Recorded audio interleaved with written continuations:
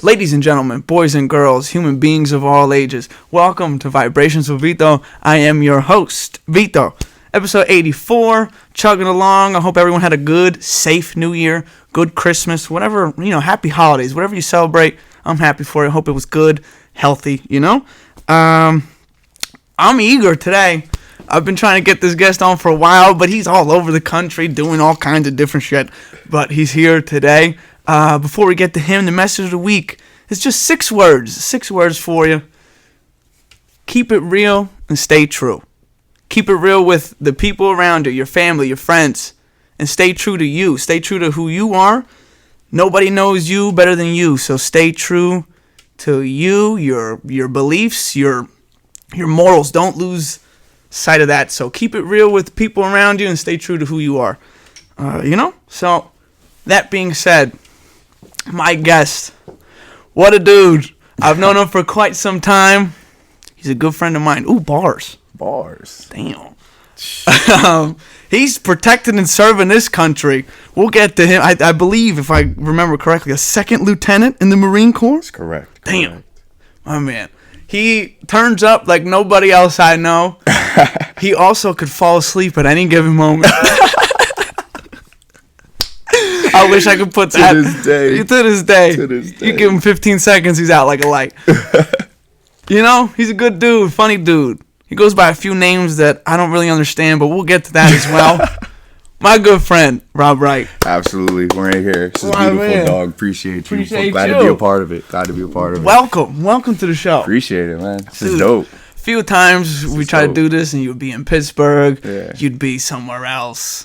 I'm glad that you're back. How was your New Year's? How was your Christmas? It was dope, man. It's always good to touch back in with family and just kind of get grounded in it all. Because like you said, I'm on the move so much, but this is what matters, Yeah. So it's crazy. Everywhere I go, I realize it's like nowhere's like home. Like home is just, it's a different vibe. Good to be back. I don't understand when some people want to get so far away from home. When they're like, I need to get out of here.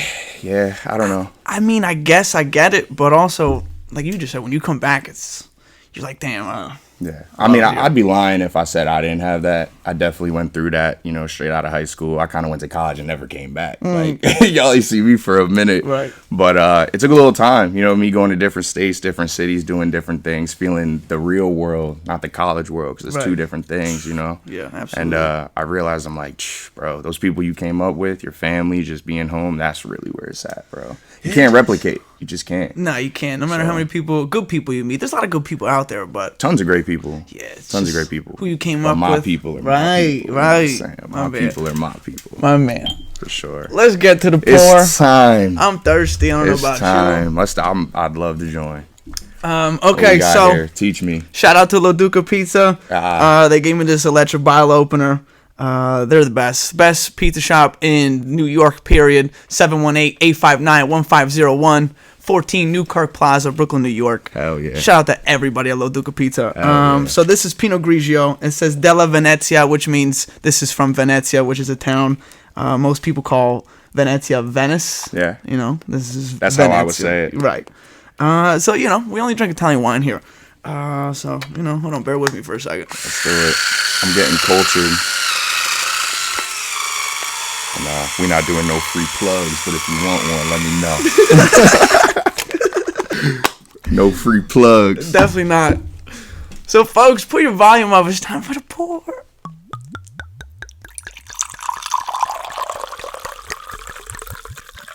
Oh, man, that's for you. That's crazy. I've heard it on camera. I have not heard it live. That's right. That was encapsulating. There you go. Hold on. Don't drink without me. I'm not.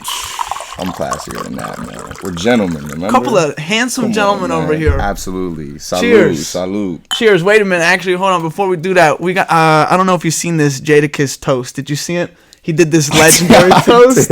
Hold on. So we gotta do exactly that. Hold on. Absolutely. May life be like Italian bread, long with a lot of dough in the middle.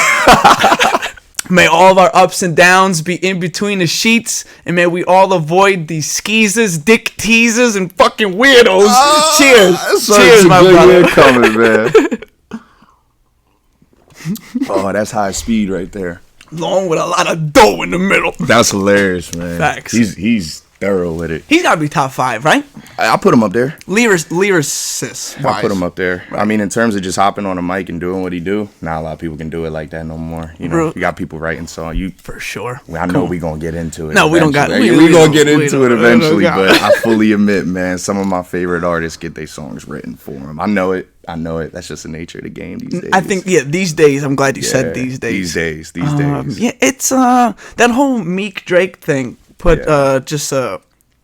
made me open my eyes a little bit. But back in the day, though, too, like Jada would always say he would write shit for Diddy. 50 would say he writes shit for Diddy, so like I guess like the top lyricists would just write for other people. Right. But I mean, it's another stream of money, you know. If you got it like that, you just got bars for days, and it's in your blood. You can just spit something out for somebody else. It's probably gonna be so hard though, because like I gotta write something like that you would say. Yeah. You know what I mean? Like Jada can't write no hard shit for Diddy to say, because who's believing Diddy's coming out with like, whatever. Right. I don't know. So Drake is your number 1, right? I would say he's probably my favorite artist to listen to. I'm not going to sit here and pretend like he's the best rapper. You know what I'm saying? Okay, fair. I'm not going to pretend that. I don't like when people do that. No, I'm not going to do it, He's a different style of artist. Can he do everything? Yeah. He can rap. He can sing. He could do the reggaeton. He can make something for everybody. Right. And it's always good. It's always up to this certain baseline or better. So I just respect him as an artist. He makes art. That's what he does. Fair. But if we're going to talk about lyricists, dudes that got vicious punchlines, hooks, and can really get after it. Right. Bro, there's some sharks out there. Yeah. Like some people that I feel like are really slept on to this day. Like I still watch give me 2 names. Dude, like I still watch what Joey Badass did on that 5 Fingers of Death. Ferocious. Bro. I like Joey Badass. Ferocious. He's an actor now, right? Yeah, he's in a little bit. Yeah. He's in the Wu-Tang thing? Yeah. I never seen that, but I think I didn't either. So we don't actually know. Actually, we're all talking. No. Complete disclaimer. I don't even watch TV for real. It sounds crazy. No, it doesn't, because I don't either. I haven't. Like, I don't know. When I was living in Pittsburgh, I just kind of lifted weights and went to gym and read books, and I was a total nerd. Ooh. You're a book reader. Yeah, I enjoy reading. I definitely do. It's so funny because I hated reading growing up. None of my friends would have ever believed that I'd be reading a book in my adult life. Audiobooks or just you want to read it with your... Dude, so I actually have like this dream of mine. Like I want to have a big bookshelf when I get older, but filled with books that I actually read. Like so I don't be like flex. Be like like I don't. I think that's so much cooler than like anything else you can have in your house. Like my grandparents got them, my uncle got them. It's like fucking SpongeBob brought that into my attention. Remember he had the library. Yeah, he didn't read none of them. Right, but he had that huge library though. Yeah, so I was like, maybe when I get older, I should get a library. But you know what's crazy? Like my sister, she's 22. She's an absolute killer, bro. Absolute killer. So what do we mean here? Metaphorically, in terms of the literature, not in real life. You know. Nah, so she set some like crazy record or whatever. She read over 700 books on her Kindle in 1 year.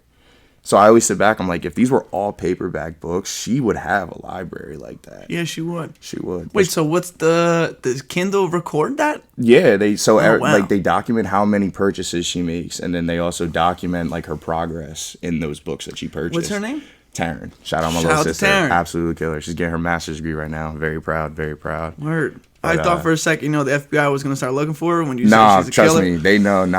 They searched my family top to bottom. Taryn, hit the subscribe button while you're here. Yeah. She's thorough, free. man. It's free. She's thorough. It's crazy. Good luck to you. Getting a master's is difficult, so she do got your thing. it, bro. Yeah, I'm sure. Incredibly intelligent. 700 books. Fuck. Yeah. I can't even tell you how many I've read. 7, maybe. That was the only ones that we had to read in school. But that's how it started out for me. Like when I started saying I was gonna read, my family was like, "Yeah, you ain't reading." You know what I'm saying? My homies were like, "Reading? What's that? Like we don't do that." But I just started off humble. I was like, we're gonna do a book a month for a year. This was like my resolution last year, and then it went from 1 book a month, 2 books a month, 3 books a month, 5 books a month. Next thing you know, I'm a gold member at Barnes and Nobles. I'm like, yo, we stacking them up. You swipe the card when you get there, you're like, gold member. And I really enjoy it. You just got to find, it's like how we were just talking about music. You just got to find what you like. Fair. And you lock into it. I can't just read anything. You hand me a book, I'm not going to just read it. But that was my biggest pastime. I don't do that too much anymore because I'm too busy. Anytime, in the gym? Yeah. Yeah, when did hold on, before we get to that, so you said you had a New Year's resolution last year. Yeah, You got anything this year? Like, what are you trying to see from yourself this year?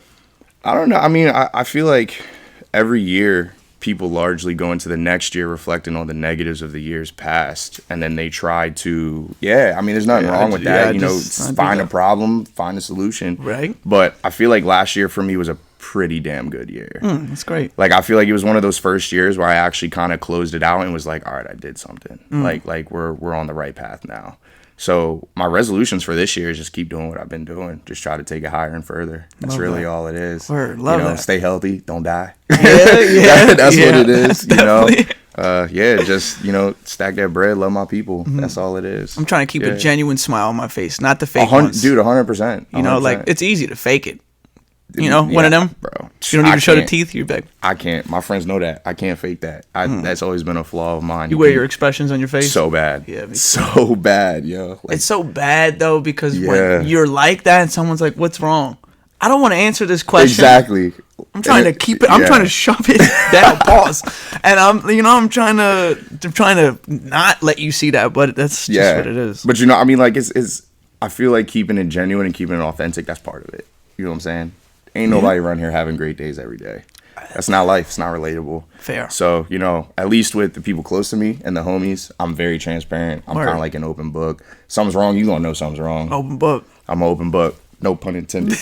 But, I think that's important for, we live in this weird ass like society where everything's perfectionist based and everybody wants to be somebody. And like, nah, bro. Part of life is going through seasons, man. It's going through seasons. Good days, bad days. Can't have the good without the bad. So trying to have the good ones outweigh the bad ones. That's all it is, man. Right. I tell you. And you gotta have those bads to appreciate the goods. People that just have it all good don't appreciate it. It puts you in your place, Like you think you know all the answers. Yeah. You think shit's going great. I mean, little shit like this, just having glass with my boy V, bro. Like this is the pinnacle of life for me. You know what I'm saying? But if it's just all straight highs and cloud nine, like you don't appreciate the small things like this. Yes, I agree. 100%. So let's do some background. So go for it. I met you through Amir. Yeah. Shout out to Migo. Shout out Amir. Always. Hey, Sizzle, my Shout brother. out to his whole family. L for sure. For sure. So you were like his right hand man for sure. Yeah. And that's how we started to link, and you became my man just like that. Yeah. And we had a lot of good times we probably can't and shouldn't say on here, but we had a lot of great times. Yeah. You had this thing when you guys were in college that you were brothers. Yeah. And everybody believed it. Yeah. So when I came to visit you guys, I remember hearing like someone say it, and I was like, "What did you just say?" And they were like, "Yeah, they're brothers." And I was like, "Did anyone check their last names by any chance or anything like that?" And they're like, "What do you mean?" And I'm like, "Well, his last name was at the time was Uzel, and I'm like, his is right. Yeah. No one sees anything wrong with this." But then we just played it off. We're like, "Oh, we got different dads." Yeah. It was just you guys were both light skinned and both handsome, and they were like, "You know what? Yeah, checks through, checks out." That's exactly how it was. It was that simple, and we thought it was hilarious because going way back, I met Amir when I was like 6, right? 6 so or like 7. You could show the kid pictures and be like, "No." Oh, bro, we were together since a jit, bro. Yeah, like that's dope. From the very beginning, playing pee-wee football. Our moms worked together, stuff like that. And we were just always together. Like, anytime I was like, "Yo, I'm going to Amir's house." Because I ain't never want to be home when I was a little kid. I was always on the move. Yeah. So I go to Amir's house. And I thought Amir's house was so cool. Because remember, he had that whole bottom part of his crib. It was like the biggest bedroom I've ever seen. Like a 7-year-old had. I don't know if I remember this. Bro, so Amir can vouch for this. Okay, it was the sickest. Bro, it was crazy. It was like the entire bottom like basement of his house was a finished basement. But the whole thing was for him. So he had like a whole floor of a house to himself for a bedroom. Nice. So we used to just go over there and just man cave it, just chill. Right. And then, we got older, went to high school together, and then he went to Conwell. And I was pissed, bro. Power of strength. Yeah, dude. I went home. I was like, "Mom, I'm going to Conwell." You should have. She was like, "The hell if you are." She was like, "I ain't paying for high school and college, right?" Dog. So then, it was a check. It was a check. Oh, my goodness. Yeah. And my freshman year compared to my senior year, I don't remember how much it increased, but it increased. Bro, it's bread. It's bread. I mean, people can't afford college these days, let alone high school and college. Right. So then, fast forward, I still kept kicking with Amir. That wasn't going to change. And then that's how I met you guys. Mm-hmm. And it was the weirdest thing because I felt like I belonged with y'all more than I did with the kids at Pennsbury. Right. Like, it was just crazy. It was just like I felt like I was meeting my people. So then I just kept sticking around and we got into all of our nonsense. And we did. it just, I don't know. It was just God's plan. Then we both got scholarships to go to the same college our freshman year. We ended up living together, and the gang continued. The boys stuck together. You, Pat, and Amigo. Yeah. Shout out to Pat, man, too, one time. Yeah. Shout out to everybody. Jay Pat's the man, too, really bro. Is. There Definition of. He's one of the funniest dudes I ever met. Super cool. That man made me laugh to tears too many times. Too many times. Yeah, facts. Shout out to everybody. Everybody, man. We got a good group, man. Facts. I do wish you went to Egan, but I don't know how much things would have been different. I don't even know if they would have been different. I think we saw you plenty. Yeah. You know, we were with you plenty, and pretty much like every weekend. Pretty much. I'd pick you up with the Honda. That was it. Yeah. Shout out to PZ. It was good times. Good times. For someone on. So a lot of people know you as Bobby Banks. Yes, crazy. Talk to me. What the hell did this mean? Dude, where did it come from? Yeah, more people know me by my Instagram name than they do by my real name. For sure. And it's crazy. So like my little siblings and my close family, they call me Bobby. Obviously, my name's Rob. Yeah, it's fair. Not too hard to process there. But the whole Bobby Banks thing, like, disclaimer, I cannot rap. I might tell you I can rap. I cannot rap. I'm probably just sauced and having fun. Don't ask him for an 8-bar. You can't. I can't rap. Will I do it? Yes. It'll be terrible then. But one day I was with some homies. It was like Halloween when I was in like 9th grade or 10th grade, and I just was like, let me in. Jumped in the cypher, spit some trash, bro. But I referred to myself as Bobby Banks, and people went crazy. Like, they were like, that was heat. So then it stuck for like a good like week or two in school. People kept calling me Bobby Banks, Bobby Banks, Bobby Banks. So then I was like, I might as well just change my social media to Bobby Banks. And it's crazy because from the time I was like 14, 15 to like I'm 25 now, it never changed. Like, all my social media has still been the real Bobby Banks, bro. In the cipher, did you refer to yourself as Bobby Banks? Like, yeah, it was a part of the bar. It was part of the bar. Bobby Banks. I don't even remember the bar, but I just referred to myself as Bobby Banks, and it kind of stuck. Drinks. Yeah. Oh, Bobby Banks. Yes. It was so corny, but it was kind of cool, and it just kind of like went into the view that my friends had of me, like always on the move, never really slowing down, always trying to do the next thing. So it just kind of stuck. I liked it. I mean, there was a kind of like a little imposter syndrome. You know, you hit the real world, you're like, damn, I ain't rich. You know what I'm saying? I gotta work. I had to figure that out. I had to get my pockets a little fat before I got back to it, but we're cool. I could own the name again. I love it. I could own the name again. We're doing well. I recall vividly somebody was like, yo, you know Bobby Banks? And it took me, like, I literally was like, who? Yeah.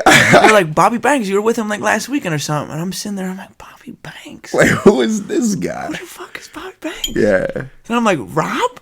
They're like, who's Rob? And so then I had to go to and then I went to your Instagram, and I saw it was called Bobby Banks, and I just showed the phone. I'm like, him? They're like, yeah. And I'm like, his name's Rob Wright. Yeah, They're man. like, oh, I thought his name was Bobby Banks. I'm like, I mean, you know, you can call him whatever you want. Dude, I went through 4 years of college and people don't know my real name. Bobby Banks. It's crazy. It's so crazy. I mean, you know, that's good. You get in trouble. Yeah, I'm Bobby Banks. Bobby Banks. Yeah. I unassumingly, took on an alias. It was not intentional, but it's cool. I rock with it. Yeah, so. I don't have an alias. Pat calls me Low, but I mean, if the police want to look into it, they could be like, oh, it's this guy.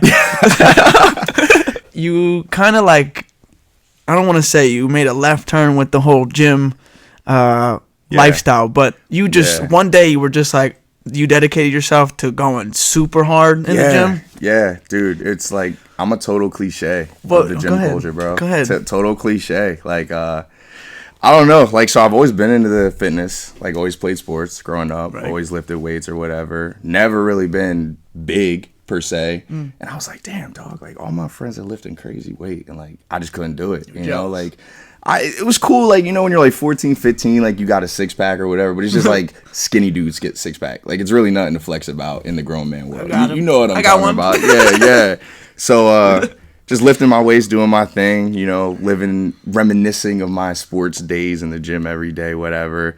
And then, you know, life just hit, you know what I'm saying? Kind of needed an outlet, just like, you know, a safe place where I could like let it out in a healthy, constructive manner.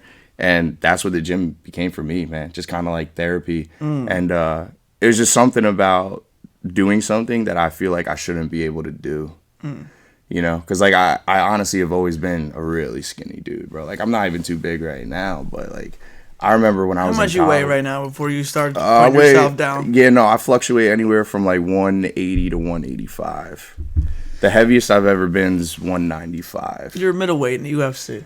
Yeah. You talk about I'm not. Yeah, no, I mean a little bit of my own standards play into that, but sure. I just kind of, I had like a really unhealthy start into the gym world where it was like, I'm like, why can't I do that? Like, why don't I look like that dude or whatever? And I damn near killed myself trying to look like other people, trying to be like other people.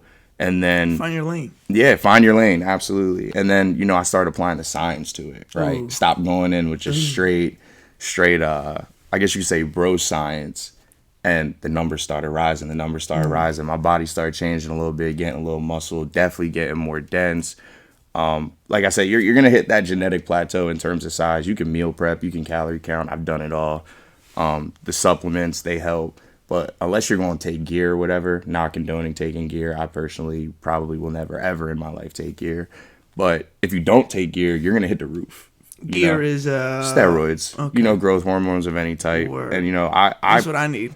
Yeah, I mean, look, dog, I'm gonna tell you like this. Like I am friends with so many professional lifters, professional bodybuilders, people that do use steroids openly and whatnot, but which I like that they openly say. Yeah. What's his name? The Liver King was saying he wasn't doing. Yeah, that's whack. Same thing with The Rock. The Rock, he eats them. That's whack. But you know what I'm saying? It's because he's trying to like sell candy to babies. You know Fair. What I'm saying? Like that's gonna appeal to people who don't know, people who are easy to take advantage of. I don't really rock with that at all. Right. But my homies always told me, they're like, look, I take this because this is my livelihood. This is how I put food on the table. Like, you have to win. You need that.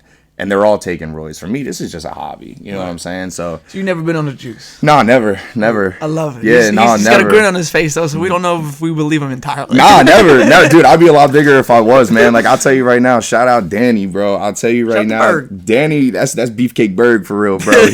He's one of the first dudes that had me sit back and go, no, hold on, wait a minute. We could do that.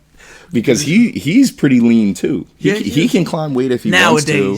Nowadays, he was really bulking for a bunch of years. Yeah, now he just he does the calorie count. He's trying to be lean. Like but he'll be at like 175 to 185. Same with J Pat. He's on the same wave. Thanks. And it's cool to have friends in that same wheelhouse because we all inspire each other. Like I'll see Berg. First time I saw Berg bench press 315, I was like, the hell if I don't. Like we got in there and got working on it, and now I can bench 315, and it's kind of crazy because I remember the days I couldn't bench 225. Mm-hmm. But I was a total cliche in it, man. Like I was full of piss and vinegar, and I just needed. It was like, look, so you mean to tell me I can't kill somebody? That's crazy.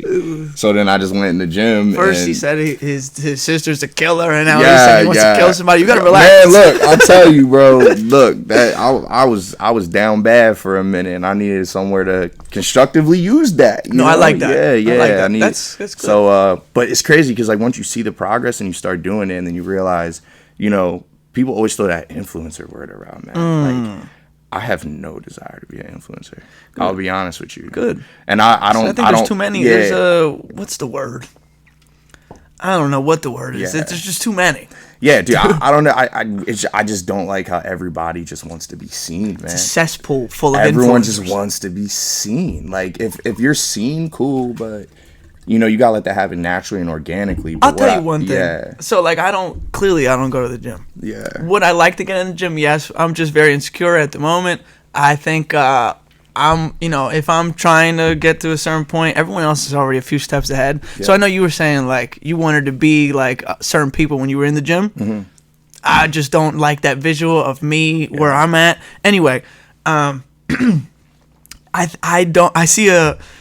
bothers me when people go to the gym and they are just like, it's like a photo shoot at the gym. Yeah. Like, aren't you there because you want to better yourself? You want to lift weights and 100%. Shit like that. I'm for that. Go ahead, do your thing. Yeah, 100%. Lift these crazy ass weights. 100%. Like I saw your shit you did yesterday where your legs were shaking and shit. Going crazy. Right. Going crazy. That's not good for you though, right? Nah, it is. So you test yourself. There's a science to it. So that's different. I'm not talking about you yesterday. I'm talking about when people are there, like they have to show you they're there every single day. Yeah. If you're doing it for validation from other people, you got a problem. It's different. But what I will say, right, because I know there's some people that are gonna be like, This motherfucker's a hypocrite. You know what I'm saying? Because I definitely take a tripod in the gym. I definitely record like my top heaviest sets or whatever. But what I really did notice was a ton of guys, people I've been friends with my whole life, people I've never met before, people that I've just seen around the gym, people I had I don't even know who they are. They're just coming up to me like, yo, you're real Bobby Banks, right? And it's crazy, like, bro, I have no followers, bro. Like, as far as I'm concerned, I feel like nobody's looking at this stuff, but people are watching, right? And, you know, some people just like you who are like, I'm insecure about how I am now, or I can't do that. Like, I wish I was like that. They watch that organic, authentic journey, and it gives them some sort of hope and some sort of determination to do it themselves. And when I saw that was happening, I was like, all right, like, dude, if that happens for 12 of my homies, that means I got 12 homies that's going to live longer and feel better. You know what I'm saying? So, you think I'm going to die quick? What's up? You think I'm going to die quick? I don't know, B. I don't know. You drive like 5 miles under the speed limit. You're like the safest dude I know. So, like, listen, I don't have to worry about you. I don't have to worry about you. You know what I want to do in 24? Get rid of this perception of me that, like, obviously, I'm a gentleman. I'm a nice guy. He's a gentleman. But, dude, I was with somebody the other day, and his girl called me. Like, she said the craziest shit you ever heard in your life, and then she goes like, "Well, I know Vito can't relate. He's too innocent." Whoa! And then I didn't like that. Test your gangster right quick. Did I not relate to what she said? Yeah, because I want to put myself in that situation. Like, she was talking dumb shit. Yeah. And I don't associate myself with dumb shit. But that doesn't mean like you're afraid of life, right? But so then she said the word innocent. I want to get that perception out of me. Right. Like, look, I want to be like, you know. Responsible and innocent is right. She should have two different. So then I can't check her entirely because he's right there. So I was just like, "Fucking mean innocent." Yeah. And then, but I was like, I don't co-sign what you were just talking about because that's just dumb shit. This is bad business. But I don't like that. You just said I drive 5 miles under the speed limit. You must not know me because nowadays, new car, I'm pedal to the metal. Yeah. But not really. I want to stay out of trouble. All that. There's nothing wrong with that, though. You know what I'm saying? There's nothing wrong with that. But I don't like this perception of me that I'm like this innocent little, like, I don't want to say baby, but I don't know, like I play by the rules too much. V, who cares, bro? I care a little bit. Bro, don't care. You know what I think I need to do in 2024? Bro. I need to be meaner.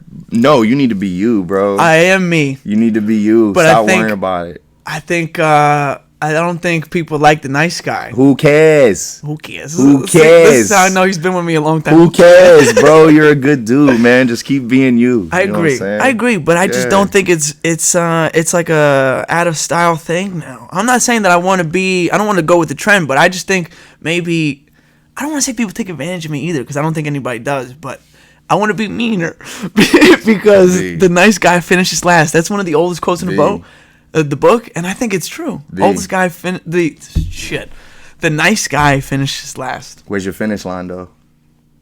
Let me pose that question. We can get deep with it. I like. Where's your finish line, man? Like, what's the ultimate prize? What's the goal, man? Because you know what I'm saying. Like, nice guys don't always finish last. I believe that. I really do. I feel like if you do what you're supposed to do good shit, be good shit will happen. It'll come back to you. It'll come back to you. It will, man. Maybe not in the time frame you want it to. Well, they say tenfold. Hey, you're a religious man. You're a God-fearing man. You know, it all plays out how it should. So I wouldn't. Who cares, bro? Like, who cares? Like, so look, I'm glad that you found this lifestyle. And it suits you. I love it, You bro. seem happy. I love it. And that's what I want in 2024 for other people. I want other people to be genuinely happy, doing what they want to do. Yeah. Like you just said, don't do shit for other people. I don't. Yeah. But I want people to do shit that's good for them, what makes them happy. Yeah. And it's just simple I'm shit telling you, like if you find something you love, no matter how minute it might be, go crazy with it, bro. Like don't. Ooh, look, I'm making thuds. You're good. Yeah, just go crazy with it. Like, fully immerse yourself to the point that people are like, yo, what's up with them? And, like, by being in that environment and that mindset so often, so frequently, you're going to meet people like you. That's how it is. Instead of looking for your people, like, your people will be where you are doing what you love to do. I've had this battle with myself, for the past few years. But then Jared would tell me, there's more people in the gym that look like you than they look like me. Hell yeah. Is that true? Absolutely. I don't believe it. And I'll tell you like this, regardless what you look like, regardless what your goals are, we all share one common denominator. We're just trying to get better, We're all just trying to get better. It doesn't really matter what your goals are. So it's like, the gym community's crazy, bro. It's crazy. That's a clip for TikTok right there. Boom. Dude, I'm telling you, I'm speaking the real. Like, I have tons of friends that have 500,000, 1 million, 2 million followers, regardless of the platform. And people are always like, yo, how do you know him? How do you know? And it's like, just do my thing. Because we don't pay attention to that in the gym. You know what I'm saying? Like, I'm not going up to him like saying, oh, you trying to shout me out? You trying to collab? You trying to collab? Like, nah, I go in there, I lift the weight, I move it, I go hard. He says, what's up? Other people, you say, what's up? Yeah, other people in there that are going hard, they respect that because they know you're not looking for clout, you're not looking for validation or notoriety. You just share a common ground. Like, you guys, you're just two dudes lifting weights, man. It's cool. I'm telling you, there's a lot of people that are just starting out. Everybody's got to start out somewhere. I'm nowhere near my finish line. Where's your finish line? You asked me where my finish line is. I don't know. Like, right now, I have numbers in mind. Like, that it would require me to do other things in order to get to those. Like, I would definitely have to start eating a lot more. Like, my job is just so hard to meal prep the way I used to meal prep. Like, when I lived in Pittsburgh, I was probably my best in terms of physique, but I'm my strongest now than I've ever been. Ooh, okay. Just because of the intensive nature of my job. But what's the highest weight you've been at? Like body weight? Yeah. The highest I've ever been at was 196 pounds at 4.5% body fat. Yeah. Right. Yeah, but like right now, you want to get back to that, or do you like where you're at now? Oh God, bro! I would like, bro. I would like to see what a 2 feels like for real. But it's kind of funny because I'm definitely like the smallest dude in my gym friend group. Okay. But I can hang in with them. So there's a little bit of I guess you could say a fire under my ass with that when I go in and I hit these hard workouts because it's like I know this guy's on gear. This guy weighs 250. I'm natural. I weigh 180, 185. I'm throwing the same weight he is. And that kind of hypes me up a little bit. So I don't know. It's weird. Like, when mass moves mass. That's just part of it. That's science. It's basic science, man. Mass moves mass. So at a certain body weight, as long as you're physically active, you're going to be expected to move a certain kind of weight. A lot of the stuff I do now is just impressive to people because I'm not that big. Like, I'm not that big of a dude. So that's I don't know. Opinion. Yeah, I mean, but so like I'll tell you like this: if buddy pushes weight. Yeah, I appreciate you. If I don't want to say buddy though, because I hate when people call me buddy. So I'm sorry I said that. That. Bro, nah, you've been around my whole life. You calling me that? That's a separate question. Does that bother you when other people call you buddy? Because that shit bothers the fuck out of me. I'm like, who do you think I am? 6 years old? Yeah. Nah, I mean, I really don't like that. I've lived a bunch of different places, bro. Fair. You know what I'm saying? Where people just have their natural. I need to get rid of that, but I also I don't like that. Unless like an older dude, like if he's in his 70s, 80s, he's call me buddy. All right. Yeah. But if you're 2 years older, or maybe you're even younger, you call me buddy. I'm like, what do you think that you want me to kick you in the neck? Is that what like when I lived in Florida, but no, like when I was down in Florida for a while, like people would call me Jit, and I kind of caught on to that word, but at first I hated it. I felt like they were trying to young bull me. Right. You know what I'm saying? Like in Philly, how we'd be like, yo, chill out, young bull. Yeah. I thought people were giving me that kind of vibe. But I realized after a while, just being around him, it was kind of like a term of endearment. Like, yo, this is my Jit right here. This is my Jit. Just like how I would call you dog. Yeah, I've said this plenty of times on the show. If I call you dog, you're my homie. Yeah, and the delivery matters. For sure. The delivery matters because you can make that like a derogatory thing. Jit? Yeah, for sure. Like, you can use that in like a young bull kind of way, but the delivery matters. Bro. I don't get phased. I don't get phased by a whole lot. Okay, word. That's good. That's a good thing. Yeah. I guess that's another thing. I need to stop being phased by weird, dumb shit like that. That's hard though. Yeah, it is. That's hard though, because I'll tell you what. My whole life, you knew me. I was the petty king, bro. I could be petty. I was super petty. I feel like I over the past like 2 years, I feel like I got pretty good at letting things go. Word. But I wasn't always like that. That's a good thing. I was not always like that. That's a good thing. God bless. Yeah, absolutely. You're doing some currently that I personally could never do. You're in the Marine Corps. I am. Right. So I want you to talk to me. When did this idea come into fruition? When did you know, like, this is not only just an idea, this is something I can really do, pursue? Damn, I'm on fire with these bars today. Yeah, you are. Yeah. I need to call me Bobby Banks. Yeah. But when did this come to life? I mean, to be honest, it's kind of always been there. Like, I come from a military family. Word. Yeah. Grandparents were in the military. Okay. Got some uncles in the military. My father was in the military. So they were in the military, and you went the Marine route. Different, correct? Yeah, I'm the first Marine in my family. That's crazy. I mean, we have a lot of Navy, a lot of Air Force. Grandfather was he was an officer in the Army. Ooh. I actually was going to enlist straight out of high school. Ooh. Fun fact, I had a recruiter come to my house twice when I was in high school. They wanted you. They were trying to reel you in. Oh, well, Mom Dukes, she got a backbone, bro. Like, she slammed the door in his face. She was like, don't come back around here. Like, you know, she was like, don't come back around here. I got Tavern on speed dial. Yeah, straight up. So I don't know. I just kept doing the high school thing, just pretty much doing sports and trying to keep my grades somewhat respectable, you know? Right. And I was blessed to get scholarships to go to college, and my family kind of pulled me aside, and they were like, look, we kind of did the military because we had to. You don't really have to. So, like, just do this college thing, see where it takes you. But I never really let go of it, like the desire to want to be in the military. That sounds insane to some people. Right. Went to school for criminal justice because they kind of run hand in hand, like the law enforcement and the military vibe. Through college, I kind of developed this idea that I was going to be like a federal agent or at least working for the state police or whatever. Graduated, became a deputy sheriff. I was a deputy sheriff for a little bit. And from there, it just came. Flex. Yeah. Flex. But from there, it just became fulfillment, you know, just genuine fulfillment. Like, I often sit back and I kind of look at the difference between older generations and our generation now, man. Like, the way that we live it doesn't exist just because it exists. It exists because people had to really lay it down, bro. Like, a lot of people had to lay it down. They had to sacrifice. They had to fight. They had to die. They had to not come home. They had to be away from their family in order for us to just do little things like this, just sit around and sip wine and talk. Like, it's a tough reality for a lot of people. It's a weird reality, and what's even weirder is, like, bro, I'm 25. You know what I'm saying? When you're 17, it's easier to be like, nah, that's somebody else's problem. It's our problem. Yeah. It's our problem. Like, now, the people fighting in Vietnam was 17, 18 years old. You know what I'm saying? So it's like, if things pop, who's going to deal with it? Us. Like, it's our time. So I just would sit back and reflect on the idea. It's like, man, I'm an American just because I got lucky.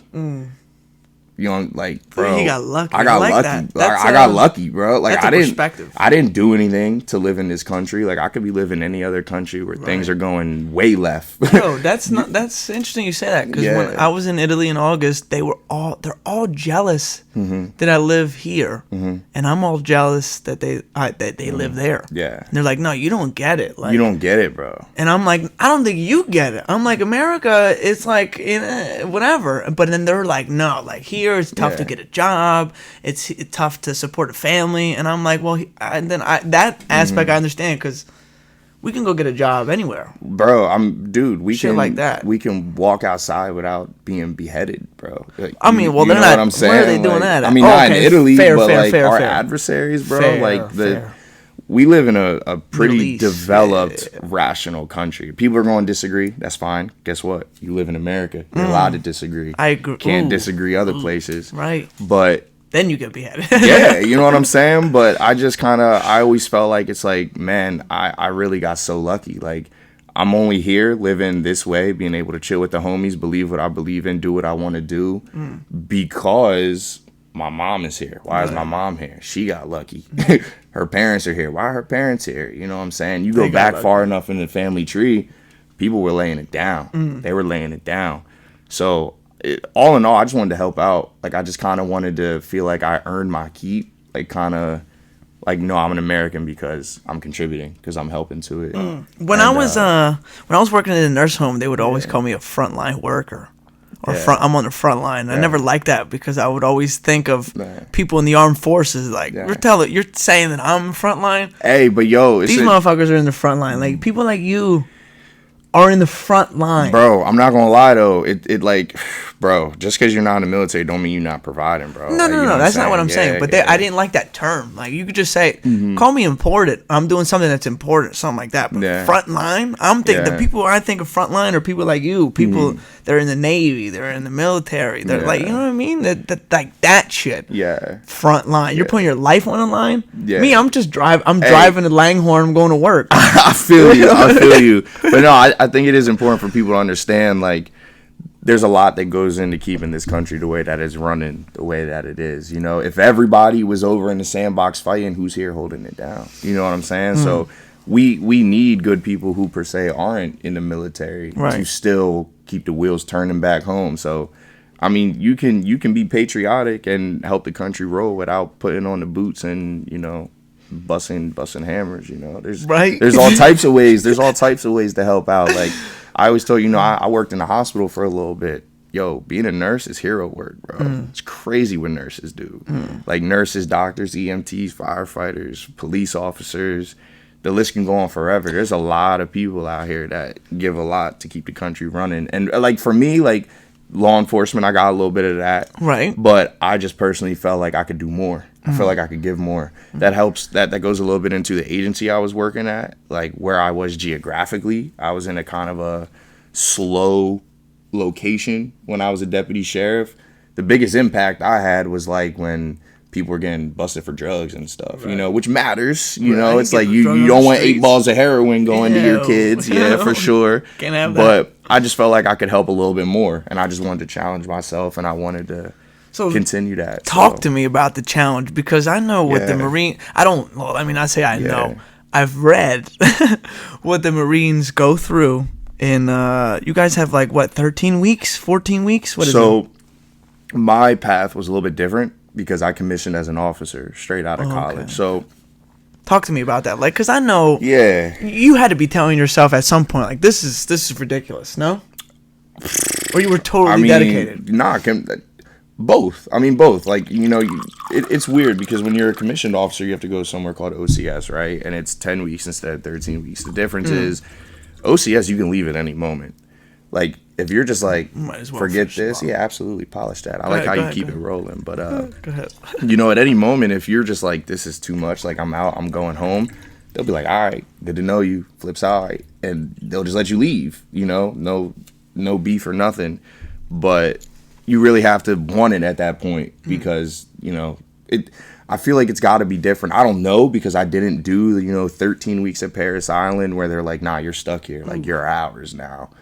You got to, like, actually be like, no, I want this. Like, I want to be here. And this is something you really wanted. It's something I did really want, but I'd be lying to you if I said that it didn't get weird. Like, it definitely got weird at some point. Like, I got some really good guys that I met in the Marine Corps. It's weird because when you're in OCS, you have guys that maybe been in the Marine Corps for 10 years, and you got guys like me who just, came from the civilian world and have a college degree. And you're, just trying to figure it all out. You're getting shotgun blasted with information. But I had a lot of we call them salty dogs. We had a lot of E-dogs out there that they'd pull me aside and be like, you got this. Like, you need to be here. Like, you're a good dude. You can do this. And they kind of took me under their wing and, gave me whatever confidence I was lacking in the heat of the moment, right? Because if you think you're going to go through Marine Corps training and just go the whole way, like, oh no, I got it, bro, you got no idea what's coming. I'm sure they're going to break you. They're going to break you. The mental fortitude that anyone who's been in the Marine Corps or still in the Marine Corps, they have to go through is unbelievable. So I want to say I commend you for that. Absolutely. Thank you for what you do. Thank you for anybody who's a part of the Corps, the Marine Corps, all that. Yeah. Any armed forces. All the armed forces. I don't want to just say Marines. But there are hundreds of thousands of people who have done more than I. So all love, respect to y'all. But yeah, like that's all it is. Just trying to do your part. Not everybody's out there living like lone survivor and doing special forces, crazy stuff you see in the movies, but it all matters nonetheless. It's a system. So. Here's a question I don't know the answer to. I want to ask you. Go ahead. Let's say shit goes to shit. Right. More than it has. Right. Yeah. You're out there? You personally? Like, would I be? Yeah. Yeah. So, I mean, the Marine Corps is a little weird because I don't want to say the wrong thing about other officers and other branches, but what I can say for sure about Marine Corps officers is Marine Corps officers, they're out there. They're not just sitting in the office. Like, That's not what I mean, but like, you'd be. Yeah, depending on your MOS, your job, you get a certain set of responsibilities, and it's your job to, coordinate, plan, conduct a training, get out there, and then execute with your men. So you're pretty much, if you want to apply it to football terms, like you're the offensive coordinator, defensive coordinator, and the quarterback. So you're out there. Now, that can mean a lot of different things, right? Like, you could be an infantry officer, you could be a logistics officer, you could be, a communications officer, but all of those different puzzle pieces come together to make sure that the bigger picture, the bigger system continues rolling. Right. So the team got to win. The team's got to win, bro. Right. And like you just do your part, and then everyone else does their part. Oof. And as long as everyone does their part, the wheels keep rolling, and we come out with the dub at the end. So right. Yeah, my biggest thing is I'm just trying to be good at my job, man. Just trying to be good at my job, man. Like I'm just trying not to overthink it, not trying to do too much per se, but just focus on what they need me to do and be able to do it. Like that's really all it is on the day to day. I want to make this clear. I want to say I hope shit doesn't go to shit. Yeah. And I hope everybody can chill. Oh, absolutely. But just the way things are going, it seems inevitable. It does. Unfortunately. It does. And it scares me a little bit. I hope it doesn't scare you. I just hope we never get to that point. But I kind of, it's just always been kind of implied to me. I mean, we grew up at a weird time, man. We did. We grew up at a weird time. Right. Where Post it's like, 9/11. Dude, from the time we were born to this very moment, we've always been in something. Yeah. There's always been something going on. Right. So, like, my idea of America is kind of like, when you're at the top, it's like boxing. You know what I'm saying? Everybody wants the champ. Right. Everybody wants the champ. They want to put that one on Floyd's record. So the only way you stay at the top is by keeping people off of you and, doing what you got to do, helping your allies and your loved ones and whatnot. So I never went into the military thinking like, oh, nothing's going to happen. I went into the military thinking something's going to happen. I want to be there. It's not even that it's not like, oh, I want to be there. Like, ooh, put me in, coach. But it's kind of like when things go down, who's there? Right. Who's there? Like we live in a generation where people don't really want to step on that line and handle business. But if nobody's there to stand on business, then we're in trouble. Steamroll, right? Steamroll, and we got some people that want to steamroll us. So yeah, it's interesting because you go in the military and you meet some people who are just like they're killers, man. They're killers. Like they're there because they just want to get busy. And I won't flex. Like, I won't say I'm that kind of dude. I never went into the military thinking like, oh yeah, I'm trying to spill blood or whatever. That's not at all what it's about for me. I just want to help out and just do whatever is needed of me. Yeah, play my part. If it incorporates stack and don't get stacked, then yeah, that's what we're going to do. But, it's just crazy to see, when you post some pictures and it's just you and a bunch of your brothers. I call them your brothers because you guys are doing some crazy shit together. But you got these big ass guns. You're just sitting there. They are, man. It's humbling to me sitting there because I'm scrolling and I'll be like, well, I'm scared. Let me double tap. Yeah, it's crazy. It's crazy. And one thing, people not in the military might not understand this, but like as officers, our job is to lead the enlisted men, right? Oh boy. But at the schoolhouses, when you're getting trained, guess who's training you? The enlisted men. So it's a super cool relationship where it's like, man, all respect to all my enlisted people, man. Some people tend to get this idea that like the enlisted people are below the officers. They're not, bro. Officers would be nothing without their enlisted men. Those are the people that are out there doing it, bro. Everybody plays They're a out part. there doing it. And I've had sergeants, staff sergeants, hell, even corporals, lance corporals, PFCs. Like I've had people that you would consider all the way at the bottom of the ranks teaching me more than I learned at 4 years at Penn State, man. Like they get after it. They get after it. So everybody's out there working hard. Everybody's doing their part. Yeah. Right. Everybody can learn something from Everybody can learn something. Yeah, you gotta, bro, life's a team sport and the Marine Corps is definitely a team sport. So it's dope. It's cool. Shout out to you one time. Yeah, Shout out to everybody who's serving. It's cool. You're the second Marine I've had here. Do you know really? Do you know Dave Coyne? I do not. Okay, well, have to meet him. I think the Pensbury family, some of the Pensbury family knows him, but he married my kindergarten teacher. Oh yeah. So I had my kindergarten teacher on here. That's crazy. And right, that's a crazy feature right there. So and then she was like, "Oh, you should have Dave on," and I was like, "Well, what does Dave do?" And then she broke it down. He was the co-lead detective on the Cosmo DiNardo case. Hard. So I was like, shit, let me get him on here. Bro, that's some stuff that only people from around here know about. Right, bro. But that case turned us upside down. I don't know about if it's all around here, though, because I think that case went nationwide. Did it really? This kid killed 4 teenagers. Dude, it was wild. Yeah, wild. Didn't he, like, bury him with an excavator? Like, somewhere out there? Yeah, he ran over the dude with an excavator. Yeah. It's tragic. I don't want to get into that. Yeah, that's insane. But so he was a co-lead on that. He was a state trooper. No glory for you. Yeah, he was a Marine.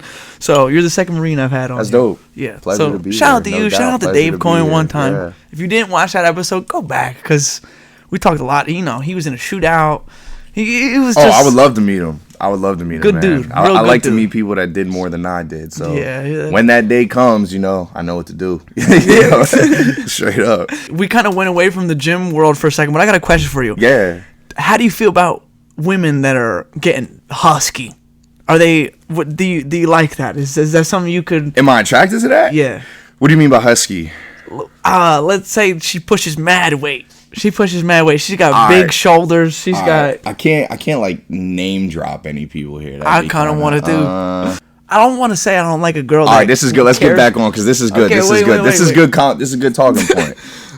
I don't want to say I don't like a woman who takes care of herself because I think most of the women that go to the gym, they're trying to take care of themselves. Yeah. But when a girl is going OD and she wants to have these massive, what's this muscle right here that Brock Lesnar? The traps. Her traps. If she's got massive traps and her shoulders are huge, that's a turnoff to me. I don't care how beautiful your face is. Look, if she's built like Chris Bumstead, like if she's like, you know what I'm saying, like if she's built like a legitimate dude. All respect, all love, keep grinding. Right, you had to work hard to earn that as a female. You really did. Right. I won't say I'm naturally attracted to that. Like that's not. But I am not opposed to a woman having muscles. I'm not opposed to a woman being strong. What if they're like close to yours, like she's pushing almost the same weight as you? You're not liking that. It don't bother me. Oh, it don't bother you. It don't bother me because, like I said, you can obtain what I obtain naturally. Right. You know what I'm saying? If we're getting into the realm of like, is she on gear? Then like, now I'm gonna have red flags going off in my head. I'm probably not gonna be into that. But I mean, I know tons of women that are, women are naturally lower half dominant, like glutes, quads, legs, stuff she like that. She got a fatty is what he's saying. She got that, like she got that, with the thick thighs and the muscles bulging. I'm not opposed. I'm not opposed. Body. I'm not opposed. I'm not opposed. I'm not now. Everything within reason.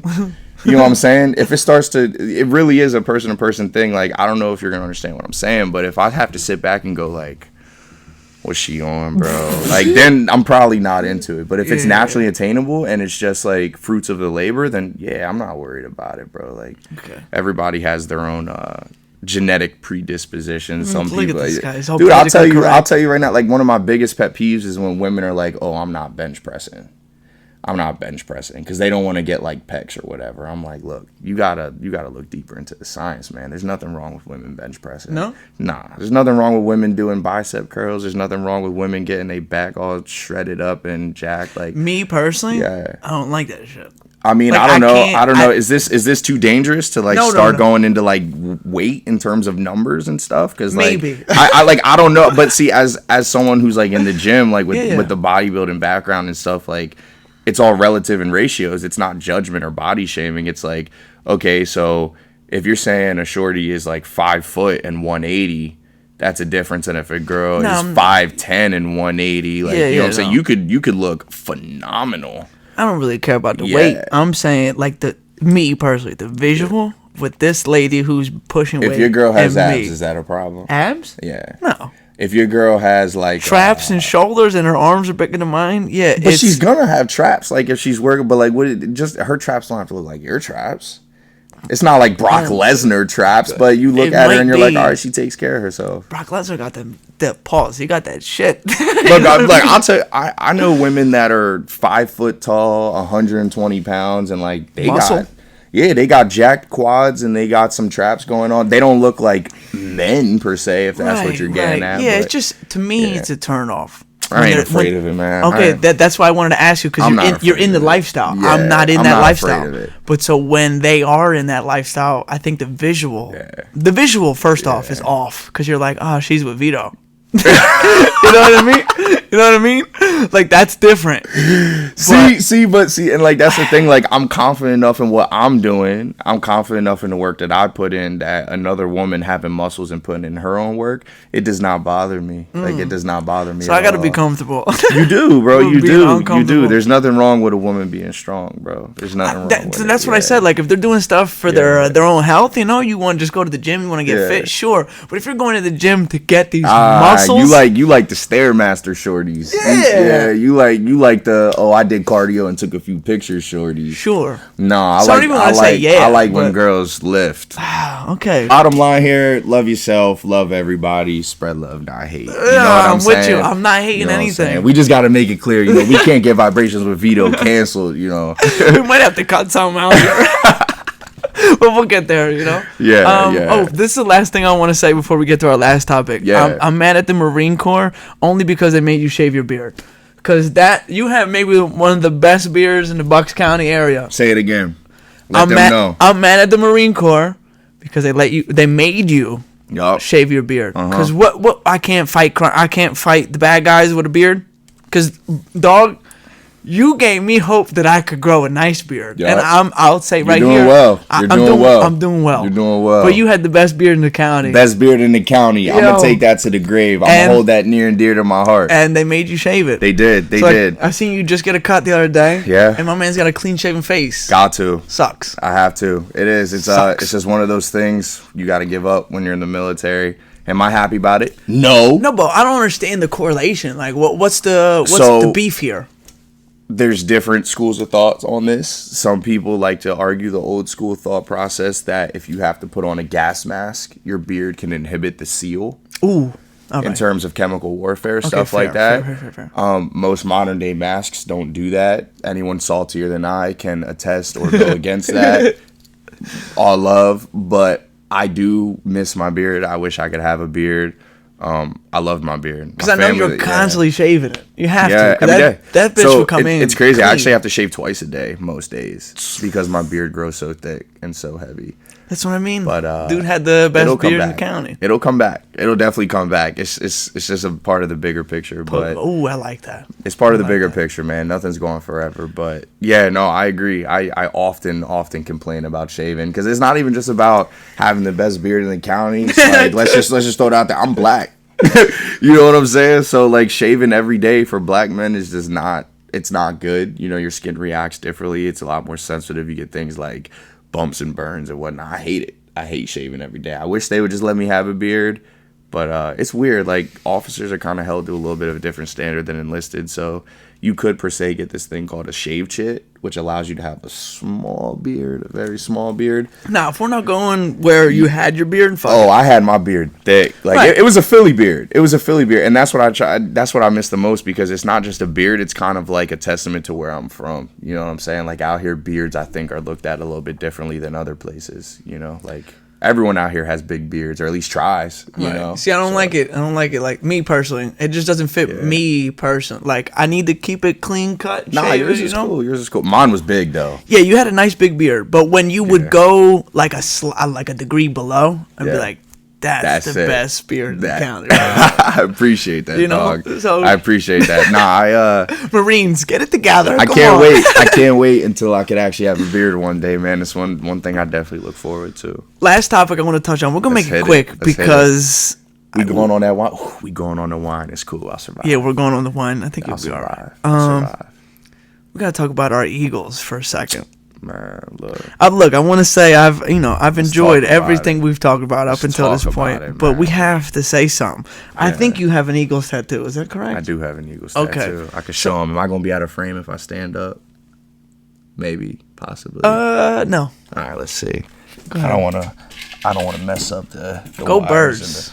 Go Birds is what I'm hearing. Go Birds. Go Birds. You already know. You already know, man. So like I'm a big Eagles fan, but not that big. Yeah, man. I love the Eagles. So how do you feel with this terrible run that we're on? I'm upset. Right. I'm upset. To be honest with you, I get pretty spiteful. I have messaged Nick Sirianni a few times. Does he read them? He does not.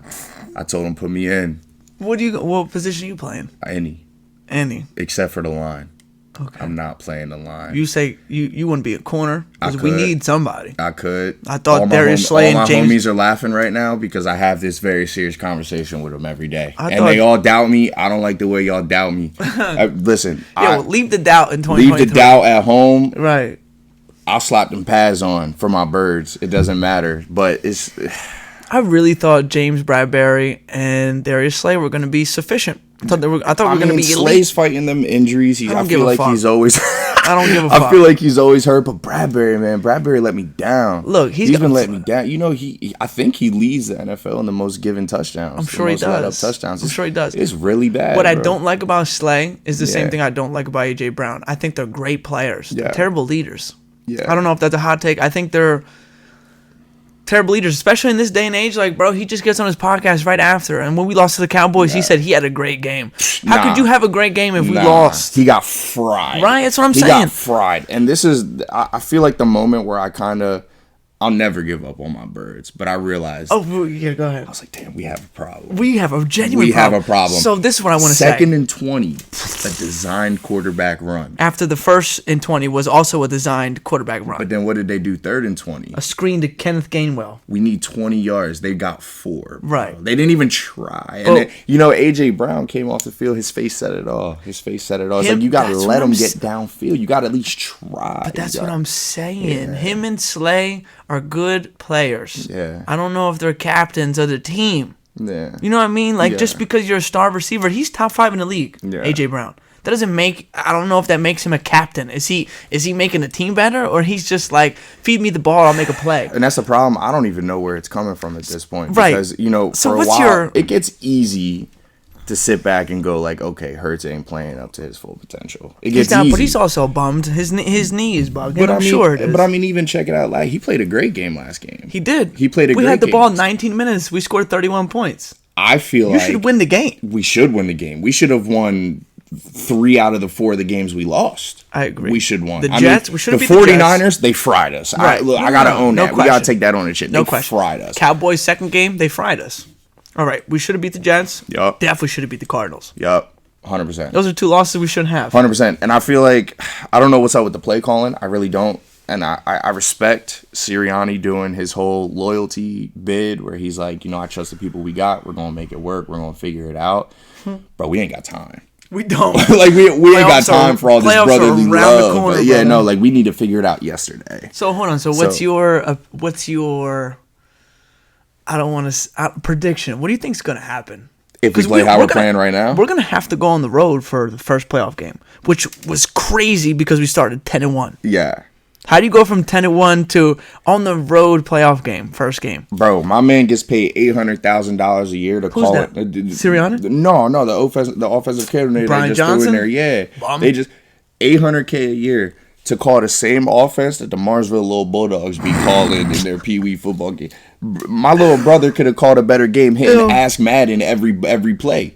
The play calling is horrendous. The Alabama-Michigan game, that last drive, I literally said it to my brother-in-law. I said, this is the Eagles play calling because they just kept running QB draws with Milrow. Yeah, and I'm not saying, like, I'm not putting all the pressure on the world saying, like, you have to be, a straight, I don't know, you pick the name, the elite play caller in those scenarios, but a little common sense goes a long way. I don't understand why you're going to do design quarterback runs. Okay, mind you, problem. We know Jalen Hurts is injured, right? We know he's fighting injuries. But they're like, nah, let's run with him. But check it. He's fighting injuries and illness. Yeah. It's very well known that he's been sick. So he's sick and injured.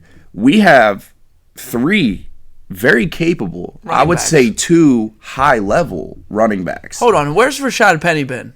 I want to say that. What the fuck did we sign Rashad Penny for? And we made him active last week. He didn't touch the ball one time. Never even seen that man. Right. Gainwell, all right. Swift is a great running back. Yeah. When we give him the ball, he makes plays. And then it's like the coordinator sees him get a first down. They're like, we need to throw the ball 6 straight times. Yeah. Run the ball. Yeah, I don't get it, man. Like, Swift can definitely do a little bit. Gainwell, I love Gainwell. I feel like he slept on. I like him. I don't love him. I love Swift. Give him the ball. Give Swift the ball on a screen. Give Swift the ball. He's going to do what he can. And then, Boston, bro. Boston Scott. Bro. Giant killer. What did he do? Did he touch the ball? How many times did he touch it? This is what Boston Scott did. Return the kickoff. Ran into his own man. Right. Fumble. Yeah, recovered. That was the craziest Three Stooges level shit I've ever seen in a Philadelphia Eagles game. We're probably gonna see that till we die. You know that, right? Yeah, for sure. We're never gonna forget. That's worse than the Mark Sanchez butt fumble, bro. No, it's not. It's up there. No, it's not. That Mark, it's up there for sure. But that Mark Sanchez butt fumble. It's called the butt fumble. The motherfucker ran into his own lineman in his ass, and then just fumbled the ball. Crazy. And then they didn't let Boston Scott in the game the rest of the time after that, which I don't know if that's an appropriate reaction, because if you look at it, homeboy got manhandled. Who was that got manhandled? He was supposed to be laying down coverage downfield, and he just got tossed. I don't know, but listen, I'll tell you what. That last Eagles game, I barely watched because I was in the final of my fantasy football league. Mm-hmm. And I had Red Zone on, and I was just watching I watched Derrick Henry ruin my life. Derrick Henry had 4 points against the Houston Texans. Yeah. They were on the 2-yard line. They gave it to him twice in a row. Yeah. Motherfucker didn't do shit. Yeah. I should have started Khalil Herbert. Motherfucker had 20 points. I lost by 4 points. Derrick Henry had 4 points. Yo, you want to feel better right now, though? Please. I don't know if you know my boy. Shout out Tyrone Hodges. I don't know if you know Tyrone Hodges. My man had me in tears the other night. So he put down like some ridiculous, like an 11-leg parlay or something. Oh, those are the best. Yo, but he hit every single one. Except for one. He had, it's always how it goes. Who was it, bro? I think it was Pollard. He's a Dallas fan. Don't know why. Some people are confused. Some people are confused. Jared, if you're listening, stop betting on Tony Pollard. He ruins every parlay. Ruins everything. So this is what happened. He needed 50 yards for this parlay to hit. He would have won $1,000 probably had for like a $10 bet. No, my man got 53, then got tackled for a loss, finished with 49.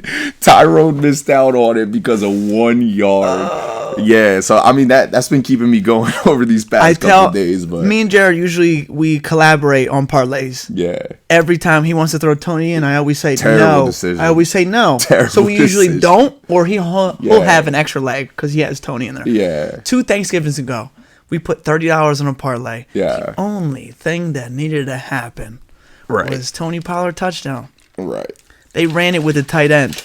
Right. They ran it with the tight end on the 1 yard line. Why would you do that? They scored a touchdown. Tony didn't score. We lost. It was like $3,000 parlay. And it was all Tony. Ever since then, I hate Tony Pollard. I really do. Not only because he's a cowboy, but because he stopped me from getting bread. Yeah, but 100%. Moral of the story: the Eagles got to get it together. Eagles got to get it together. I don't know what needs to happen. That's the thing. I feel like we low key lost the locker room. Yeah. But I don't. Like, we're going to probably have to go on the road to Tampa Bay. Mm-hmm. I don't even know if we can beat Tampa Bay the way we're playing right now. I'm going to tell you like this. I'm an Eagles fan. I'm a diehard Eagles fan. Clearly. Faux L. It's got a tat. Nothing's going to change that. But I'm a rational Eagles fan. Right. At least I would like to believe so. Irrational Eagles fans suck. I personally don't like them. I think they give us a bad rap. I think I'm a football lover before anything, but I ride with my boys to the very end. And I understand if we play at this level, we ain't going nowhere. No, we might lose the first game. Oh, no, we will. Right, we might lose Tyrod Taylor next week. We would have lost that game if they started Tyrod off the rip. Dude, I'm in the minority here, and I've been saying this for a bunch of years. Tyrod Taylor, because first off, that's how you say it. I watched an interview with him. It's not Tyrod, it's Tyrod. Tyrod Taylor. That boy gets busy. I've liked him since he came out of Virginia Tech because I'm the biggest Michael Vick fan in the world. I knew it was coming. Yeah. So hold on. There's similarities. So Vick, what do you mean the similarities? The dog and then the dog's D-Mac? Like, what are you No. I just mean I watched a play in their last game. Oh, you're talking about Vick and Taylor. Yeah. Well, okay, fair. Yeah. No, he is a product. Vick said it when he came out of college. He was like, I don't want to say maybe he was mentoring him, but they're the same style. Mm-hmm. I think Vic is a better thrower of the football, but they both make plays. They're both products of Virginia Tech. Mm-hmm. You know what I mean? So I was always a Tyrod Taylor fan. I thought he was going to be the next the Ravens quarterback because he was the backup when he got drafted. Then they went the Joe Flacco route. You know the rest of the story. But then when he had the Bills, I thought he was a good quarterback there, but they didn't have the same talent they have now. Mm-hmm. So I think if, they'd be great. I love Tyrod Taylor is what I'm saying. So when he came into the game, against the Rams, I was like, the Giants might win this game because he started from the get-go. He makes plays. That's what he does. We got problems. We don't just have to worry about that weak-ass secondary getting gashed. Right. We got to worry about a dual-threat quarterback at this point. And I know football fans are up in arms with us right now, so on the record, I'm going to just throw it out there. Michael Vick is eons ahead of Tyrod Taylor. Oh, I'm not. Tyrod Taylor. But what I was going to say, what I was going to say is that last loss that they had, was kind of painful. Like, who's that? The Giants? Yeah, because you saw they were in like that 1 minute offense. He breaks free for like a 49 run up the middle, and I was like, yo, he's moving like Vic right now. Now, does he have all other Vic skills? No. He's not as quick. But he can move. Right, he can move for sure. We're going to have problems. And, I mean, just to throw it out there, I mean, I think we're not going to play our starters anyway. Right, because I don't think we're going to play the highest our we starters can. anyway. Well, I think we will, because it's a big if Washington beats Dallas and we beat the Giants, we finish in top of the division. So I think they will start the starters in the hopes of, because Dallas is on the road, totally different team on the road. But I think they get the job done. Washington stinks. We'll see, man. We'll see, man. I've been in my feelings. I've been listening to a lot of Drake lately after the Eagles games. I'm telling you. A lot of nothing was the same over here. A lot of nothing was the same, man. A lot of take care. I've been smoking on the road. Dude, I'm telling you. Drinking on the low. Bro, last game, I just sat there and listened to Jungle for a little bit, man. I was in my feelings. Good song. Great song. Go Birds is what we're saying. That loss to Arizona. Go Birds. That loss to Arizona was stupid. Gut-wrenching. Shouldn't have happened. Stupid. Just like the one of the Jets, but we're here. Yeah. So instead of hosting a game with the Link, we probably going to Tampa Bay. Because I don't see Tampa Bay not beating Carolina next week. Yeah, I agree. And if they lose, though, it'll be whoever wins against Atlanta versus New Orleans. And I don't want to go to either one of those stadiums. But we'll see. Dude, I could just see Mike Evans and Chris Godwin fucking cooking us. Let's just go past it. Go Birds. Hopefully we make a nice big playoff run, but I don't see it. I told you. If we play this way, yo, for all we know, they pull something out. If for all we know, they kick it up, they figure it out. I don't know. Jake Elliott might win the game. That's make it Jake, baby. That's I will never lose faith in him. That's kill switch Jake, but if we play the way we've been playing, we're in trouble. All right, we're in trouble. Let's end on a positive note. We're going to end this podcast with the best way possible. We're going to do my favorite segment. This is called Riddles with Vito. Oh, damn. Yes, sir. Let's hear it. Yes, sir. Yeah. Okay, so I got to read it because I don't want to get it wrong. All right. It's probably going to be so obvious, I'm not going to know it. That's good then. That's okay. It. So, this kind of makes sense. I like when shit makes sense. Right, let me lock in Jimmy Neutron this right there. that shit when he would go through his brain. Yeah, the brain blast. Okay, Riddles with Vito. Yeah. What kind of murderer is full of fiber? What kind of murderer is full of fiber? Serial killer.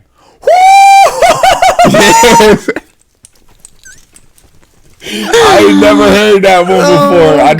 To be honest, that's the only murderer I know, man. Yo, that was quick. You're an elite company right now. There's only been a handful, I think less than, maybe the fourth person that's came on this podcast and got the riddle right. Hey, man, I'm happy to be here. Ooh, I'm happy. That could have went a lot of ways. A serial killer. A serial killer. It kind of made sense. You kind of put the blame on your sister for a second. You said she was a killer.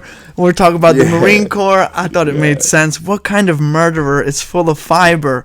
A serial killer. Spelled cereal. Cereal. I'm happy I ain't look like a clown right there. It could have went a lot of ways. For sure. Yo, dope. I see, like, people think, like, I don't like when people get the riddle right. I like it. I like it because it shows a lot, Yeah. So good. Shout out to you. Let me finish this wine. No doubt. Polish that. Absolutely. Slancha. Polished. I want to say thank you for your time. I know you're a busy man. Doubt, bro. I want to say thank you for your service. Absolutely. I pray for your health, your safety. Same to you, brother. I hope 2024 is a great year for you. Yep, we gonna get it. Boy, I hope it's a good year for me. It is gonna be. Manifest. Yeah. So God bless everyone who's watching. I hope you subscribed. If you're not already subscribed. Absolutely. God bless. Absolutely. It's been a pleasure. I appreciate you bringing me on here, my boy. My man. Absolutely. Long overdue. Ciao for now. Absolutely. Woo!